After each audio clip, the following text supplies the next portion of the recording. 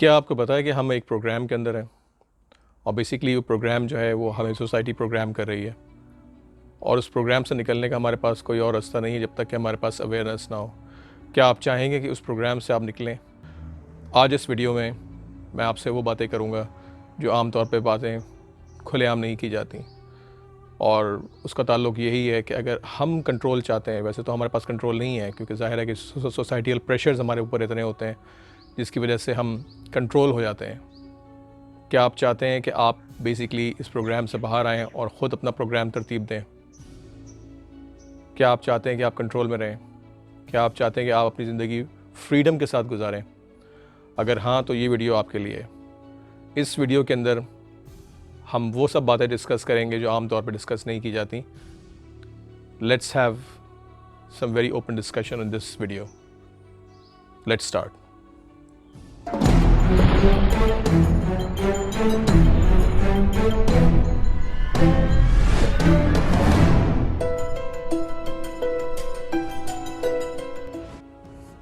आम तौर पे ये सोचा जाता है कि हम एक अपनी ज़िंदगी गुजार रहे हैं, जैसे मैं पहले भी अपनी प्रीवियस वीडियोस के अंदर बता चुका हूँ कि हमें लगता है कि हम एक अपनी ज़िंदगी गुजार रहे हैं फ्रीडम के साथ, पर असल में हम फ्री नहीं हैं। असल में हमारे पास इतने बिलीव्स हैं, इतने आइडियाज़ हैं, प्री कंसीव नोशंस हैं जो कि सोसाइटल अंडरस्टैंडिंग की वजह से और जो हमारी अपब्रिंगिंग हुई है उसकी वजह से हमारे पास इतने बिलीव्स हैं कि हम बिलीव दर बिलीव जो है फंसे हुए हैं, और उन बिलीव्स की वजह से हमारी रियलिटी जो है वो शेप अप हो रही है। अगर हम चाहते हैं कि हम उस चीज़ से बाहर आ जाएं और अपनी ज़िंदगी अपने टर्म्स पे गुजारें तो हमें आउट ऑफ द बॉक्स सोचना पड़ेगा। इन अदर वर्ड्स, मैट्रिक्स से आउट होना पड़ेगा।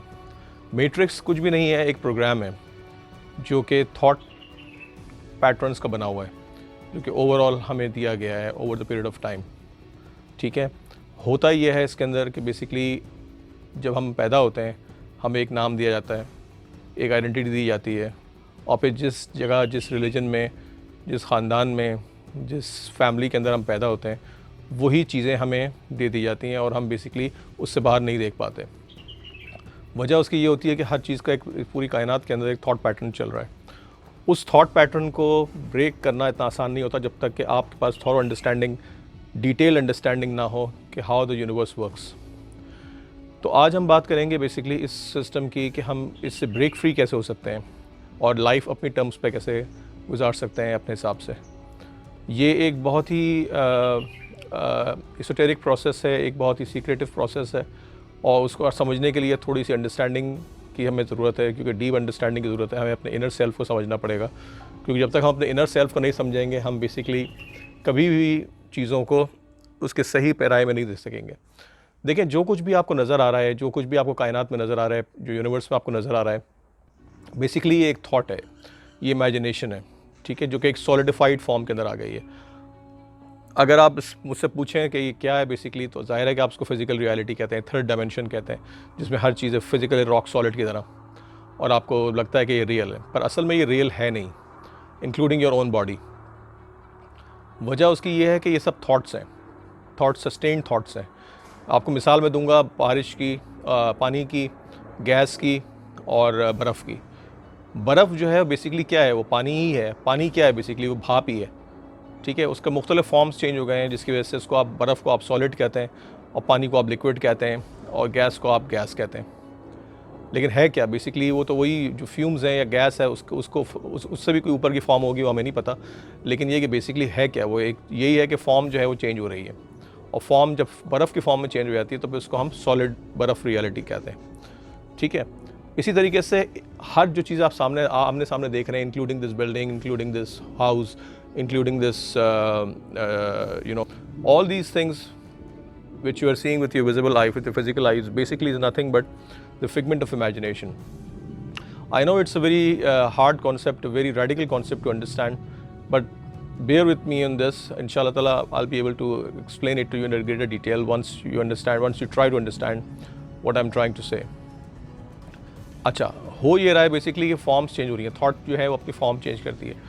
असल चीज़ होती है समझना थॉट को। Thought is also not real, it's just something, basically the universe is actually thinking, the universe is imagining this whole imaginary world. जैसे ड्रीम वर्ल्ड के अंदर होता है। और ड्रीम वर्ल्ड के अंदर भी यही होता है कि आप जब आप रात में सोते हैं तो उस वक्त फिर ये होता है कि आपकी जो इमेजिनेशन है वो एक्टिवेट हो जाती है और आप मुख्तलिफ वैसे तो हम हर वक्त ही इमेजिन कर रहे होते हैं, लेकिन जो वेकिंग स्टेट है उसके अंदर हम समझते हैं कि हम इमेजिन नहीं कर रहे, लेकिन वो भी इमेजिनेशन ही है एक किस्म की। और इसी तरह ड्रीम वर्ल्ड के अंदर जब हम जाते हैं तो उसमें भी एक सब्जेक्ट ऑब्जेक्ट स्प्लिट आ जाती है, जिसमें आप जो है सब्जेक्ट होते हैं और जो ऑब्जेक्ट होते हैं वो आपका वो सब चीज़ें होती हैं जो आप देख रहे होते हैं। तो असल में होता यही है कि वो आपके माइंड के अंदर ही वो चीज़ें टेक प्लेस हो रही होती हैं, लेकिन चूँकि आप ड्रीम के अंदर होते हैं आपको इस चीज़ का एहसास नहीं होता कि आप ड्रीम कर रहे हैं। और अगर जब तक कि वो ड्रीम टूट ना जाए तो अब तक आपको समझ में नहीं आता कि ये ड्रीम है, आपको वो रियलिटी लग रही होती है। इन द सेम वे ये जो फिज़िकल वर्ल्ड है जिसमें हम रहते हैं ये भी एक ड्रीम है। समवन इज़ ड्रीमिंग, ठीक है, जिसकी वजह से हम एग्जिस्ट कर रहे हैं, और उस एग्जिस्टेंस की वजह से जो हम अपने आप को एग्जिस्टेंस समझते हैं कि हम एग्जिस्टेंस, असल में हमारी जो रियलिटी है, जो इनर डीपर रियलिटी है, वो बहुत बहुत एसोटेरिक है, बहुत जिसे कहना चाहिए वो अननोएबल है। लेकिन जो हम माइंड की दुनिया के अंदर हम जब आते हैं तो वो फिर बेसिकली वो एक ऐसी दुनिया है जिसके अंदर चीज़ों को बाकायदा एक सॉलिड फॉर्म दी जाती है। माइंड जो है बेसिकली एक ऐसी दुनिया है जो बेसिकली एवरीथिंग इज़ माइंड। अगर आप देखें तो ये सारी चीज़ें जो है माइंड है। इसकी मुख्तलिफ फॉर्म्स हैं बस, जिसमें जैसे मैंने आपको पहले बताया कि इसमें आप फॉर्म्स चेंज हो रही हैं। अगर जिसको फिजिकल रियलिटी कहते हैं वो भी एक माइंड है, वो भी थाट्स हैं, वो भी इमेजिनेशन है, लेकिन चूँकि वो सॉलिड फॉर्म में हो गई इसको आप फिजिकल रियलिटी कहते हैं, वो भी कॉन्शियस है एट सम लेवल। अब अगर हम देखें कि इसकी हकीकत क्या है तो ज़ाहिर है कि हकीकत बहुत इससे मावरा है, यानी आप माइंड के अंदर रहते हुए हकीकत नहीं समझ सकते। माइंड को समझना बहुत ज़रूरी इस वजह से है कि माइंड की अंदर की जो चीज़ें हैं वो बेसिकली मैनिफेस्ट होती हैं फिज़िकल वर्ल्ड के अंदर। जैसे पानी है, पानी को अगर आप बेसिकली अगर आप किसी भी फॉर्म के अंदर लाल पानी कर लें या काला पानी कर लें और उसको फिर जमा दें तो वो बर्फ़ उसी रंग के अंदर जम जाएगी, ठीक है। फॉर एग्ज़ाम्पल अगर आप रूह अफ़ज़ा को जमाएँ, लाल शरबत है, उसको अगर आप जमाएँ और उसकी बर्फ़ बना लें तो वो सफ़ेद नहीं होगी बल्कि लाल हो जाएगी, उसको हम फिज़िकल रियलिटी कहेंगे, वो बर्फ़ सॉलिड हो जाएगी। इसी तरीके से जो यूनिवर्स है वो बेसिकली लाइट डिसमिनेट कर रही है, लाइट जो है वो प्रोजेक्ट कर रही है, और उसके अंदर जो माइंड का एक फ़िल्टर है, समझ लें माइंड जो है एक फ़िल्टर है, उस फिल्टर के अंदर जो है जो भी चीज़ें आ रही हैं, जो भी चीज़ें थॉट पैटर्न्स बन रहा है वो बेसिकली प्रोजेक्ट हो रही है आउटर स्क्रीन के ऊपर, जिसको हम फिज़िकल रियलिटी कहते हैं। तो physical reality is nothing but the projection of consciousness. अच्छा, इसके अंदर बेसिकली उसमें इशू ये आता है कि हम लोग बेसिकली रियलिटी को समझ रहे होते हैं कि ये फिज़िकल रियलिटी है और उसको मैटर्स के साथ जो है वो ट्रीट करने की कोशिश कर रहे होते हैं। अब ये एक बहुत ही बिज़ार कॉन्सेप्ट है, बिज़ार कॉन्सेप्ट तो खैर नहीं है, आसान कॉन्सेप्ट है, लेकिन बिज़ार इसलिए हो गया है कि चूँकि हमारी अंडरस्टैंडिंग इस तरीके से है कि हम मैटर के थ्रू चीज़ों को सॉल्व करना चाहते हैं। फॉर एग्ज़ाम्पल मैं आपको छोटी सी मिसाल देता हूँ कि अब ये थोड़ा सा रेडिकल हो जाएगा, लेकिन ये कि मतलब आपकी अंडरस्टैंडिंग के लिहाज से उसके ऊपर चलें, लेकिन मैं आपको इसको डिस्क्लेम करता हूँ कि बेसिकली ये एक बहुत ही डीप कॉन्सेप्ट है। मैं इसलिए बता रहा हूँ ताकि अब बात निकल आई है तो हम इसको अंडरस्टैंड करने की कोशिश करते हैं। फॉर एग्ज़ाम्पल आप एक पिल लेते हैं, एक गोली खाते हैं, ठीक है। उस गोली का आपको लगता है कि इसमें इफ़ेक्ट है, उसके अंदर केमिकल्स हैं, उसके अंदर कुछ इस तरह की चीज़ें हैं जो आपको असर करेंगी। बेसिकली वो गोली में असर नहीं होता, उसकी जो इमेजिनेशन होती है, उसकी जो थॉट होती है, जो उसके अंदर स्टोर्ड होती है, थॉट एनर्जी जो स्टोर्ड होती है वो अफेक्ट करती है, उसका बिलीफ जो है वो इफेक्ट आपको करता है। तो बेसिकली अगर आप गोली खा रहे हैं तो गोली का इफेक्ट नहीं है, बल्कि उस इमेजिनेशन का इफेक्ट है जिसके अंदर आप उसका पार्ट बन रहे हैं। मैटर कभी भी मैटर को साथ जो है वो जो है फ्यूज़ नहीं होता। तो आज हम बात करेंगे कॉज एंड इफ़ेक्ट के ऊपर। पहले तो कुछ बेसिक बातें समझ लें कि देखें, कॉज जो है वो हमेशा माइंड में होता है, इफ़ेक्ट जो होता है वो हमेशा फ़िज़िकल रियलिटी में होता है। आपने सुना होगा कॉज एंड इफ़ेक्ट, तो उसमें होता ये है कि बेसिकली कि हर चीज़ का जो भी इफ़ेक्ट होता है उसका कॉरस्पॉन्डिंग एक कॉज होता है और हर कॉज का एक इफ़ेक्ट होता है। ये बात सही है, लेकिन ये माइंड की डोमेन तक महदूद है, क्योंकि माइंड के अंदर जो है कॉजेज़ होते हैं। माइंड आपका जो कुछ सोच रहा होता है उसके इफ़ेक्ट्स आ रहे होते हैं फिज़िकल रियलिटी में। तो अक्सर लोग कंप्लेन करते हैं कि जी हमारे जो फिज़िकल रियलिटी है वो सही नहीं है। मिसाल के तौर पर कुछ भी आप उसको कह लें कि आप जो है प्रॉब्लम्स के अंदर हैं, आप परेशानियों में हैं, आप बीमारियों में हैं, आप तकलीफ़ों में हैं, आप पॉवर्टी के अंदर हैं, आप बहुत सारी इस तरह की चीज़ें हैं जो कि आप नहीं चाहते। तो उसका जो हमेशा कॉज होता है वो माइंड के अंदर होता है। माइंड के अंदर इसलिए होता है कि वो चीज़ आपके जहन में चल रही होती है, आपकी इमेजिनेशन में वो चीज़ चल रही होती है, आपको उस चीज़ का एहसास नहीं होता है। तो उसमें जो मेजॉरिटी थॉट्स होती हैं वो रेपिटेटिव होती हैं, एक जैसी होती हैं। लेकिन चूँकि हमें उसका इदराक इसलिए नहीं होता कि हमारी हमारी वो थॉट्स अनकॉन्शियस होती हैं और वो बिफोर विदाउट आवर अवेयरनेस जो है वो चीज़ें चल रही होती हैं जहन के अंदर, और वो भी हमारी रियलिटी क्रिएट कर रही होती हैं, वो थॉट्स भी रियलिटी क्रिएट कर रही होती हैं। स्पेशली वो थॉट्स जो इमोशनली लैडन होती हैं, जो इमोशंस के साथ जो है वो होती हैं, ज़्यादातर वो थॉट्स जो हैं वो हमारी रियलिटी क्रिएट कर रही होती हैं। और उन थॉट्स का जो है कोई ना कोई इफेक्ट बनना है तो वो हमारी फ़िज़िकल रियलिटी पे असरअंदाज हो रहा होता है। अब फ़िज़िकल रियलिटी पे असरअंदाज होने का मतलब ये है कि जनाब आपकी जो भी फ़िज़िकल रियलिटी है वो आपके माइंड की अक्कासी करती है, यानी आपके जो कुछ माइंड में चल रहा है वो ही फ़िज़िकल रियलिटी में आपको नज़र आएगा। अब बहुत से लोग कंप्लेन करते हैं कि जी हमारे, अक्सर लोग ब्लेम करते हैं एक दूसरे को कि जी आपकी वजह से ये प्रॉब्लम है या आपने ऐसा किया था उसकी वजह से प्रॉब्लम है। तो ये इंतहाई नामक़ूल बात है एक्चुअली अगर देखी जाए तो, क्योंकि कोई भी चीज़ जो आपकी ज़िंदगी में हो रही होती है वो सिवाय आपके और कोई जनरेट नहीं कर रहा होता, वो आपकी थॉट्स जनरेट कर रही होती हैं। और थॉट इसलिए जनरेट कर रही होती हैं कि वो थॉट्स आर थिंग्स एक्चुअली, अगर आपने सुना होगा ये बात कि सोच जो है वो सॉलिडिफाइड हो जाती है फिज़िकल फॉर्म के अंदर, उसको हम अपनी पर्सनल रियलिटी कहते हैं, फ़िज़िकल रियलिटी कहते हैं। और फिज़िकल रियलिटी को हम जो है वो रियल मान के चलते हैं, हालांकि फ़िज़िकल रियलिटी रियल नहीं है, रियलिटी कहीं कुछ और है, कहीं भी हम इंशाल्लाह इसमें डिटेल में बात करेंगे। जो कि इंटायर यूनिवर्स है जो है इल्यूजन है, इल्यूजरी है, इसका जो नेचर है ये इल्यूजन है। और चूँकि हम इस बात को समझते नहीं हैं इसलिए हम इस फिज़िकल रियलिटी को रियलिटी लेते हैं। Although it looks very solid, it appears to be solid and it is real to some extent, but it is not the actual thing. और जिस तरह ख्वाब होता है, ख्वाब के अंदर भी अगर आप देखें तो ख्वाब भी आपको रियल ही लग रहा होता है, जब तक कि अगर आप ख्वाब से बाहर ना आएँ, ख्वाब से आप बेदार ना हो, तो आपको वो चीज़ बिल्कुल रियल लग रही होती है। उसमें भी सब्जेक्ट ऑब्जेक्ट स्प्लिट होती है। सब्जेक्ट ऑब्जेक्ट का मतलब ये कि आप सब्जेक्ट होते हैं और जो चीज़ें ख्वाब के जो कंटेंट्स होते हैं वो ऑब्जेक्टिव रियलिटी आपको लग रही होती है, और आप उसको ख्वाब को एक्सपीरियंस कर रहे होते हैं एज अ सब्जेक्टिव रियलिटी, ठीक है। लेकिन माइंड एक ही है जिसके अंदर वो चीज़ ख्वाब चल रहा है। इसी तरीके से रियलिटी एक ही, इसका अगर आप ऊपर, क्योंकि ख्वाब एक स्पॉनिंग प्रोसेस है, एक मज़ीद एक लेवल अंदर आप चले जाते हैं तो वो ख्वाब है। जिस तरह मैं आपको एक और मिसाल देता हूँ कि जैसे आज तरह VR ग्लासेस आ गए हैं, ये जो ऑक्यूलस और इस तरह की चीज़ें जो मतलब आ गई हैं, जो आप पहन लेते हैं और फिर एक वर्चुअल रियलिटी वर्ल्ड जो आपके सामने आ जाता है, तो आपको लगता नहीं है कि वो जो है वो वर्ल्ड जो है रियल नहीं है, बिल्कुल रियल लगता है। उसमें आपको, अगर आपके सामने से कोई हिल है और आप हिल टॉप से आप कहीं गिर रहे हैं तो आपको ऐसा ही फील होगा कि आप उस रूफ टॉप से गिर रहे हैं। लेकिन क्या वो रियल है? वो बिल्कुल रियल नहीं है। आपकी अवेयरनेस जो है वो फिक्स हो गई है उस ऑक्यूलस के ऊपर और उस प्रोग्राम के ऊपर, जिसकी वजह से आपको फील हो रहा है कि ये चीज़ जो है ये बिल्कुल रियल है। इन द सेम वे ये जो फिज़िकल रियलिटी है ये भी आपको फील हो रही है कि रियल है, क्योंकि आप अवेयरनेस जो है आपकी चीज़ों के ऊपर है, आपकी अवेयरनेस जो है वो पीछे की तरफ नहीं है। आपके मिसाल के तौर पर अगर आप टीवी देखते हैं, टीवी में अगर कोई ड्रामा चल रहा है फॉर एग्जांपल, तो अगर आप ड्रामे के अंदर बिल्कुल एंगेज हो जाते हैं, एंग्रॉस हो जाते हैं, तो फिर होता ये है कि आपको लगता है, आपको इमोशंस फील होना शुरू होते हैं। आपको लगता है कि ड्रामा बिल्कुल रियल है और इसका आपको रोना भी आता है, आपको हंसना भी आता है, आपको हंसी भी आती है, आपको इस तरह की सारी चीज़ें फील होती हैं। लेकिन अगर आप टीवी को दूर से देखें तो आपको लगेगा कि आप एक चीज़ देख रहे हैं, यानी आपकी अवेयरनेस जो है उस टीवी को देख रही है, तो आपको ड्रामा फील होगा। लेकिन अगर आप ड्रामे के बिल्कुल करीब, टीवी को बिल्कुल करीब कर लें, तो आपको लगेगा कि मैं ही भी इस ड्रामे का पार्ट हूँ। एग्जैक्टली बिल्कुल इसी तरीके से इस दुनिया के अंदर मामलात हैं।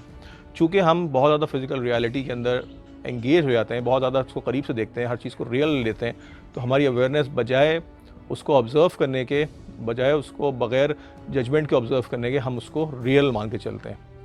और जब रियल मान के चलते हैं तो ज़ाहिर है कि फिर उसके हम पार्ट हो जाते हैं उसकी अच्छाई और बुराई के अंदर, और उसकी जो भी मामलात हैं उसके अंदर हमें हर चीज़ रियल लगती है और फिर उसी हिसाब से हमारी सफरिंग होती है। तो कहने का मतलब ये है कि इस तरह किसी ने बहुत खूब कहा है कि आपकी ज़िंदगी जो है आपको उसकी मिसाल इस तरह है जैसे कि एक कश्ती पानी के अंदर है, कि पानी जो है, कश्ती जो है वो पानी कश्ती के अंदर नहीं है, बल्कि कश्ती पानी के अंदर है, ठीक है। इसी तरीके से आप जो है वो दुनिया के अंदर है, दुनिया आपके अंदर नहीं होनी चाहिए। दुनिया आपके अंदर हो गई तो आपका मामला गड़बड़ हो जाएगा, क्योंकि ज़ाहिर अगर पानी कश्ती में चला गया तो क्या होगा, कश्ती डूब जाएगी। इसी तरीके से बिल्कुल आपके अंदर अगर दुनिया आ गई और आप बाकी अपनी अवेयरनेस भूल गए कि असल में आपकी हकीकत क्या है, तो फिर मामला गड़बड़ है। इसलिए हमेशा हर चीज़ को दूर से देखना चाहिए, होलिस्टिकली देखना चाहिए, यानी उसको बेसिकली समझना चाहिए कि ये एक एक्सपीरियंस है लाइफ का, जो कि हमारे सामने हमारी ऑब्जर्वेशन के अंदर आया हुआ है। उसको कभी भी जजमेंट के साथ नहीं रखना चाहिए, क्योंकि आप जहाँ आपने किसी चीज़ को जज किया वहाँ उसका पार्ट हो गए। तो जजमेंट बहुत इंपॉर्टेंट है कि आप ना करें उसको, हमेशा उस चीज़ को देखें, दूर से देखें समझ के देखें, अवेयरनेस के साथ देखें और ये समझें कि आप उसको देख रहे हैं is just an experience of life, उसको अप्रिशिएट करें। इसीलिए ये बहुत इंपॉर्टेंट है कि स्पिरिचुअल डिसिप्लिन्स के अंदर ये सिखाया जाता है कि कभी भी आप चीज़ों को जो है लिटरल मत लें, जिसको रियल मत लें। रियल इन द सेंस कि उसको आप उसमें हैं, जिस तरह मैंने आपको मिसाल दी कश्ती की, कि आप कश्ती की तरह रहें, कश्ती पानी में है लेकिन पानी कश्ती के अंदर नहीं है। तो इसी तरीके से दुनिया में आप रह रहे हैं लेकिन दुनिया आपके अंदर नहीं होनी चाहिए। जहाँ आपने दुनिया अपने अंदर कर ली और आप दुनिया का पार्ट बन गए, वहाँ सफरिंग स्टार्ट हो जाती है। और सफरिंग जब तक ख़त्म नहीं होती जब तक कि आप हर चीज़ से डिटैच नहीं हो जाते। चीज़ें आप सारी इस्तेमाल करें, दुनिया की सारी इस्तेमाल करें, खाना अच्छा खाएँ, अच्छी लाइफ गुजारें, सब कुछ अच्छा करें, पर at the same time don't become part of the drama. Be detached, अपने आप को डिटैच कर कर चलें बिल्कुल। ये बहुत इंपॉर्टेंट है इस चीज़ के लिए कि आप लाइफ को सही तरीके से समझ सकें, क्योंकि it's just like a game basically. अगर आप गेम के अंदर देखें तो गेम की सारी जितनी भी चीज़ें होती हैं वो प्रोग्राम्ड होती हैं, और गेमर जो होता है वो गेम खेल रहा होता है। इस तरह आपने देखा होगा रोल प्लेइंग गेम्स होते हैं। रोल प्लेइंग गेम्स के अंदर क्या होता है कि आप एक कैरेक्टर होते हैं और आप कैरेक्टर हर काम कर रहे होते हैं, और उसमें आप जो है वो खाना भी खा रहे होते हैं, कपड़े भी पहन रहे होते हैं, फायरिंग भी कर रहे होते हैं, चल भी रहे होते हैं, गाड़ी भी चला रहे होते हैं, डेट पे भी जा रहे होते हैं, ये सारे काम आप कर रहे होते हैं। पर एट द सेम टाइम आपको कंट्रोल कोई और कर रहा होता है। तो इसी तरीके से उसके सारे जो आउटपुट्स होते हैं, जो सारे उसके जो पॉसिबल आउटपुट्स हैं वो भी पहले से प्रोग्राम्ड हैं। लेकिन based on the decisions, based on the choices that you are taking in a game determines your output. जिस तरह के आप चॉइसेस लेंगे उस गेम के अंदर, वो आपकी आउटपुट जो है डिटरमिन करेगी, और आप हार जाएंगे या जीत जाएंगे या जो भी है। एग्जैक्टली इसी तरीके से लाइफ के अंदर है कि आपकी जो चॉइसेस है वो मैटर करती हैं। जो चॉइसेस आप लेंगे वो इंपॉर्टेंट है कि आपको एक बेसिकली लॉजिकल चॉइसेस होने चाहिए, या उसमें अंडरस्टैंडिंग के साथ चॉइसेस होनी चाहिए, गेम के प्रिंसिपल्स को या गेम के लॉज को समझते हुए। अगर आप ये काम नहीं करेंगे तो आप हार जाएंगे, आपका गेम ओवर हो जाएगा। तो यही चीज़ दुनिया में समझने के लिए एक्सट्रीमली इंपॉर्टेंट है कि लोगों को समझना चाहिए हम सबको, कि बेसिकली जिसको हम लाइफ कहते हैं वो is nothing less than a game, जिसको कहते हैं कि एक प्ले है बेसिकली। गेम तो नहीं कहेंगे, प्ले कह लें इसको आप, ठीक है। और वो बहुत इंपॉर्टेंट इसलिए है समझना कि अगर आप इस चीज़ को नहीं समझ रहे तो आप ज़ाहिर है कि दुनिया में बड़े प्रॉब्लम्स के साथ रहेंगे।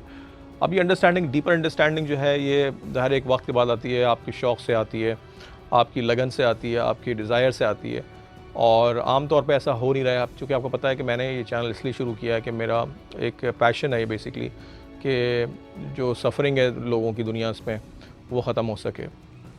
और उसकी वजह यही है कि मुझे बहुत फ़ील होती है ये चीज़ कि लोग अननेसेसरी सफ़र करते हैं। अननेसेसरी सफ़रिंग है बेसिकली दुनिया के अंदर मामलात हैं, जिसकी वजह से लोग बहुत प्रॉब्लम के अंदर हैं, यानी उनको हर किस्म के प्रॉब्लम घेरे हुए हैं। तो मेरी ख्वाहिश ये है कि इस चीज़ को टोटली एबॉलिश कर दिया जाए हमारी दुनिया से, ताकि जो है हम हर आदमी जो है एक सुकून के साथ अच्छी ज़िंदगी गुजार सके, जो जिस मकसद के लिए वो भेजा गया वो मकसद पूरा हो सके, और प्रॉपरली जो है वो सही तरीके से हर काम हो सके। ज़ाहिर है चीज़ें तो होंगी, दुनिया है तो हर चीज़ चलती है, लेकिन इंपॉर्टेंट चीज़ ये है कि आपका जो माइंड है उसको कंट्रोल करने की सख्त ज़रूरत है। उस माइंड को कंट्रोल करने का सबसे मोस्ट इंपॉर्टेंट चीज़ ये होती है कि आप अपनी थॉट्स को ऑब्जर्व करें। अब ज़ाहिर है शुरू में अगर आप थॉट्स को ऑब्जर्व करेंगे तो it's gonna be a lot of work, because obviously 60 to 70 thoughts if you are thinking a day and then observing those thoughts it will become a huge issue, कि आप 60 to 70,000 थॉट्स को जो है वो observe करें और उसको सही तरीके से देखें, तो वो एक बहुत अजीब से आप पागल हो जाएंगे उसको सोचते। उसका बेहतरीन तरीका ये है कि आप अपनी फीलिंग्स को जो है हिसाब में रखें। फीलिंग्स अगर आपकी अच्छी हैं तो इसका मतलब है कि आपके थॉट्स अच्छे चल रहे हैं। फीलिंग्स अगर आपकी ख़राब है तो इसका मतलब है कि आपके थॉट्स जो हैं वो ख़राब हो गए हैं, यानी उसकी प्रॉब्लम हो गई है। तो आप फीलिंग जो है वो एक इंडिकेटर समझ लें, उसका एक समझ लें कि एक बैरोमीटर समझ लें कि वो बेसिकली आपकी फीलिंग्स जो हैं वो आपको डिटरमिन करती हैं। वो आपको बताएंगे कि आपके थॉट जो हैं वो उसका पैटर्न क्या है, मतलब जहन में जो चीज़ें चल रही हैं वो किस मतलब नेचर की हैं। तो जब आपकी नेचर वो चीज़ कंट्रोल में आ जाएगी तो उसमें फिर आहिस्ता आहिस्ता, यानी इट्स अ ग्रेजुअल प्रोसेस। ये नहीं है कि आपको एक दिन में ऐसी हो जाएगी। आहिस्ता आहिस्ता आप कॉन्शियस रहना शुरू कर दें। कॉन्शियस आप रहेंगे तो इसका मतलब ये होगा कि आप जो भी काम कर रहे हैं हर थोड़ी देर बाद आप अपने आप को चेक करें कि मैं क्या सोच रहा हूँ, मेरे अंदर क्या चल रहा है। If it's something that is making you feel bad, change those thoughts and stay there and be conscious at that time. तो उससे फ़ायदा ये होगा कि आप वो चीज़ें नहीं सोचेंगे, क्योंकि देखें आपकी थॉट्स जो हैं वो और आपकी फीलिंग्स जो हैं वो रियलिटी जनरेट कर रही होती हैं। ये एक बहुत नोन फैक्ट है, इसमें कोई रॉकेट साइंस नहीं है कि आपकी जो सोच है वो आपकी रियलिटी जनरेट कर रही होती है। अब इशू ये आता है कि हमारी जो थॉट्स और जो फीलिंग्स हैं वो दिन में कई मरतबा चेंज होती हैं, अच्छी भी हो जाती हैं, बुरी भी होती हैं, ज़्यादातर बुरी रहती हैं। बुरी इन द सेंस कि मतलब हम basically external stimuli, external circumstances, external environment से जो है इन्फ्लुएंस होकर अपने माइंड को थॉट्स हमारे आना शुरू हो जाती हैं। But this is not the good way of handling things, because there's a world inside of you that is actually responsible for projecting the world outside of you. So when you are actually when you get influenced by the external stimuli or circumstances or environment, you actually become a victim, because obviously whatever is going on outside of you, which is actually inside of you, but somehow projected outside of you, and if you get influenced by the external situation, what happens is कि आप उस चीज़ से influence होकर आप thought process ख़राब कर लेते हैं। जब थॉट प्रोसेस ख़राब हो जाता है तो वही चीज़ इंटरनलाइज होकर दोबारा प्रोजेक्ट हो जाती है आउटसाइड आपके फिजिकल वर्ल्ड के अंदर, और फिर एक ये विशियस सर्कल बन जाता है जिसमें इंसान फंस के रह जाता है और कहता है कि ऐसा हमारे साथ क्यों हो रहा है। तो आइडिया ये है कि आप कॉन्शियस हो जाएं। कॉन्शियस होने के बाद आप चीज़ों को समझना शुरू कर दें और हर चीज़ को ऑब्जर्व करें, किसी भी चीज़ पर जजमेंट ना मत दें, उसको बिलीफ ना बनाएं। है ये बिलीफ की मैं वीडियो अलग से एक बनाऊँगा इंशाअल्लाह ताला, क्योंकि belief is the most important thing. और belief I am not talking about religious beliefs और this kind of belief, I am talking about general beliefs, जिसकी वजह से पूरी लाइफ जो है आपकी इंटरप्रेट होती है। तो ये चीज़ बहुत इंपॉर्टेंट है कि आप उसको कॉन्शियसली हर चीज़ प्रोसेस को लें, हर चीज़ को समझें। जब आप ऑटोमेटिकली अपनी थॉट्स को ऑब्जर्व करना शुरू हो जाएंगे ऑटोमेटिकली, क्योंकि आहिस्ता आहिस्ता आपकी प्रैक्टिस होगी, जैसे जैसे आप अपने थॉट्स को अच्छा करना शुरू करेंगे, फीलिंग्स को अच्छा करना शुरू करेंगे, तो उस तरीके से आपकी आहिस्ता आहिस्ता जो पैटर्न है वो चेंज होना शुरू हो जाएगा और आप किसी भी चीज़ पर रिएक्ट नहीं करेंगे, रिस्पॉन्स देंगे। जब रिएक्ट नहीं करेंगे और रिस्पॉन्स देना शुरू करेंगे तो ऑब्वियसली आपका फीलिंग स्टेट बेहतर होना शुरू हो जाएगा। जब फीलिंग स्टेट बेहतर होना शुरू हो जाएगा तो ज़िंदगी में आपके सिवाय अच्छाई के, अच्छे एनवायरनमेंट के, अच्छे सिचुएशंस के, अच्छे इवेंट्स के और कुछ नहीं होगा। अच्छे लोगों के आना शुरू हो जाएंगे, अच्छी सिचुएशंस आना शुरू हो जाएंगी। तो ये कॉन्शियस प्रोसेस है। जैसे मैंने बताया कि हमें डेलिबरेटली लाइफ को डिज़ाइन करना चाहिए instead of dictating, instead of getting dictation from other people. You should design and declare your own life by actually understanding the process.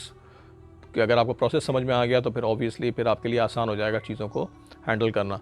अब ये बहुत सारी इसमें डीप रूटेड चीज़ें हैं, ज़ाहिर है कि एकदम से ये रैशनल माइंड की समझ में नहीं आएंगी, क्योंकि जो रैशनल माइंड होता है, जो लॉजिकल माइंड जिसे आप कहते हैं, वो ये चीज़ें नहीं समझेगा। इस वजह से कि आपको जो आपकी अपब्रिंगिंग हुई है, जो आपके बिलीफ सिस्टम्स क्रिएट हुए हैं over the period of time, ज़्यादातर लोगों के वो वर्ल्ड बेस्ड हैं। ये जो वर्ल्ड के अंदर जो रियलिटीज़ हैं वो बेस्ड हैं।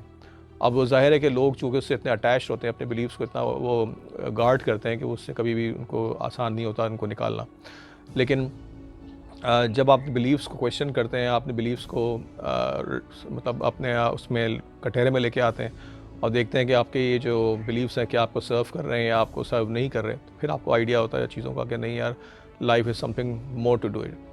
Actually there is so much to life. यानी हम एक्चुअली चूँकि अंडरस्टैंडिंग नहीं है, लोगों को स्कूलों में पढ़ाया नहीं जाता, कॉलेजेस में ये चीज़ें पढ़ाई नहीं जाती, इसलिए लोगों को सिर्फ ये एक अंदाज़ा होता है कि जी एक जो वर्ल्ड प्रोजेक्ट हो रही है बस वही वर्ल्ड है, फैक्ट है और फिक्शन है। क्या फ़ैक्ट और फिक्शन क्या होता है? कभी आपने सोचा है? मिसाल के तौर पर अगर आपको मैं 100, 150 साल, 200 साल पहले अगर लेके चला जाऊँ तो उस ज़माने के लोगों के लिए आज का दुनिया फ़िक्शन है कि आज जिस तरह इंटरनेट है, जिस तरह टेक्नोलॉजिकली एडवांस चीज़ें आ गई हैं दुनिया के अंदर, अगर आप किसी 200 साल या 100 साल पुराने आदमी को भी उठा के बिठा दें तो वो पागल हो जाएगा कि वो सोचेगा कि क्या हो रहा है हमारे यहाँ, ये क्या चीज़ें हो रही हैं और जादू हो रहा है। लेकिन आपको पता है कि जादू नहीं है, ये सब एनर्जी, वाइब्रेशंस और फ्रीक्वेंसीज़ का खेल है। तो फिक्शन और फैक्ट कुछ नहीं होता जी।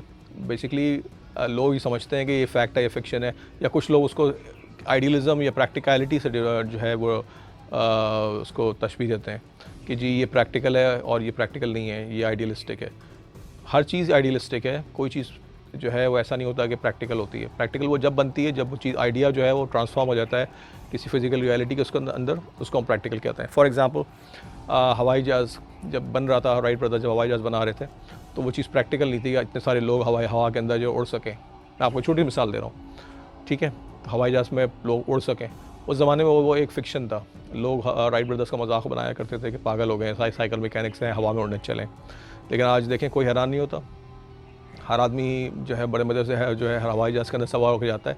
बल्कि अगर आप ऊँट पे जाना शुरू कर दें, हवाई जहाज़ में सफ़र ना करें तो लोग आपको पागल कहेंगे, क्योंकि ज़ाहिर है कि अगर आप अक्रॉस द कॉन्टिनेंट्स या अक्रॉस ओशंस जा रहे हैं और ऊँट पे सफ़र कर रहे हैं तो वो लोग कहेंगे कि पागल हो गया है। हवाई जहाज़ के होते हुए एक बगैर उसके जा रहा है। तो वजह क्या बनी? वजह ये बनी कि उस ज़माने में वो फ़िक्शन था, आज ये फैक्ट है। तो इसी तरीके से दुनिया में जब चीज़ें चेंजेस आना हो रही होती हैं, तो वो शुरू में आइडियलिस्टिक होती हैं, बाद में प्रैक्टिकल हो जाती हैं। और यही चीज़ें चल रही होती हैं, यानी आम तौर पे आगे अगर आप सोचना शुरू कर दें तो हर चीज़ में आपको यही एक प्रोसेस नज़र आएगा। तो इमेजिनेशन असल चीज़ है जी। इमेजिनेशन को अगर आपने समझ लिया, जो कि समझना इतना आसान नहीं है, लेकिन बहरहाल अगर आपने कोशिश करेंगे, हम इसको अपने नेक्स्ट वीडियोस के अंदर इंशाल्लाह ताला के इमेजिनेशन के ऊपर काफ़ी डिटेल में बात करें। तो इमेजिनेशन को अगर हमने समझ लिया, उसको किसी तरीके से कंट्रोल कर लिया, देखें सीक्रेट है कंट्रोल्ड इमेजिनेशन। अगर इमेजिनेशन को आपने कंट्रोल कर लिया समहाउ, तो you mastered your life in other words. लेकिन अगर आपने इमेजिनेशन को कंट्रोल नहीं किया और आपने उसको खुला छोड़ दिया, आप यकीन करें कि आपको जो है एक के बाद एक प्रॉब्लम जो है सरफेस होगा, और फिर आप कहेंगे कि ये क्या हो रहा है मेरे साथ, ये ऐसा क्यों हो रहा है, लाइफ अच्छी नहीं है, किस्मत अच्छी नहीं है, ये अच्छा नहीं है, वो अच्छा नहीं है। आप ब्लेम करना शुरू हो जाएंगे सोसाइटी को, लोगों को, पेरेंट्स को, दोस्तों को, अपने आप को, गॉड को, किस्मत को, सबको ब्लेम करना शुरू हो जाएंगे।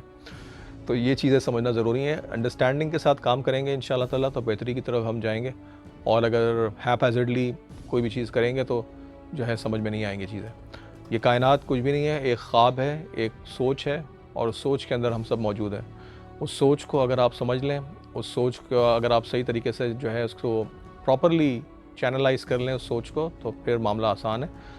नहीं समझेंगे और आप एक्सटर्नल सिचुएशंस के ऊपर या जो प्रोजेक्टेड वर्ल्ड है उसके ऊपर आप इफेक्ट्स के ऊपर भागना शुरू कर देंगे, तो आप कहीं कुछ भी नहीं कर सकेंगे।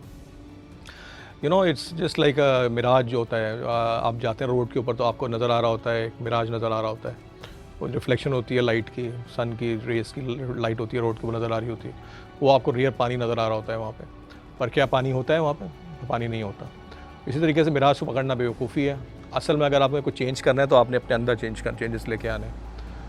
आपके अंदर जब चेंजेस आएंगे तो ऑटोमेटिकली बाहर चेंज जो है वो इनएविटेबल हो जाएंगे, यानी आसानी के साथ आप ज़िंदगी गुजार सकते हैं, फिर हर आपका मामला आसान हो जाएंगे।